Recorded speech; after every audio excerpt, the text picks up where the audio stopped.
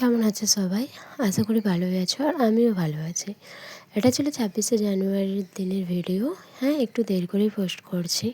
এখানে আমি রেডি হচ্ছিলাম আর এই দেখো ফাইনালি আমি রেডি হয়ে পড়েছি।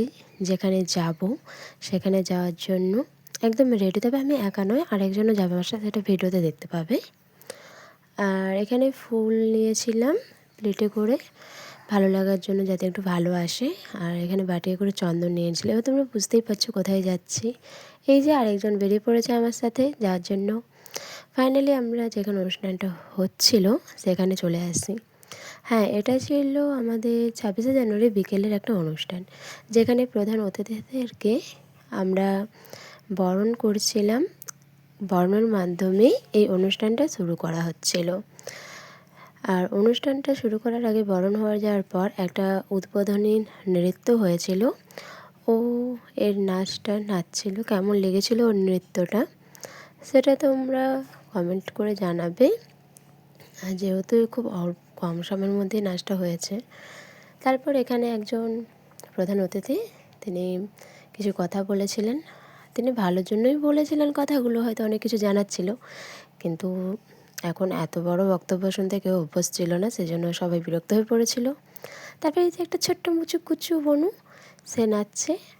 আর ও খুব যে ১ ঘন্টার মধ্যে এই নাচটা নেচেছে। আর এত কম সময়ের মধ্যে কেউ নাচতে পারতো না। তারপর এখানে আবার একজন কিছু কথা বলছিলেন।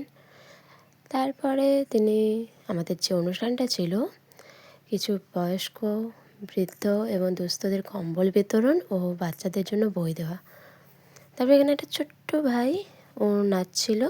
ওর নাচটা কেমন লেগেছে সেটা তোমরা বলবে। তারপর এসব নাচ টাচ হয়ে যাওয়ার পর আমাদের যে মূল অনুষ্ঠান ছিল সেটা হচ্ছে যে দুস্থ বয়স্কদের কম্বল আর শাড়ি বিতরণ। সেই মূল অনুষ্ঠানে শুরু হয়।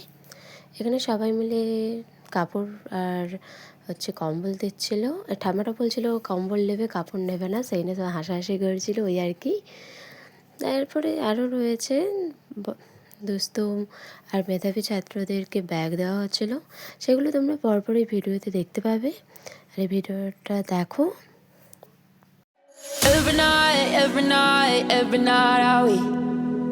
অবশেষে আমাদের অনুষ্ঠানটা শেষ হয় আর আমি বাড়ি চলে আসি।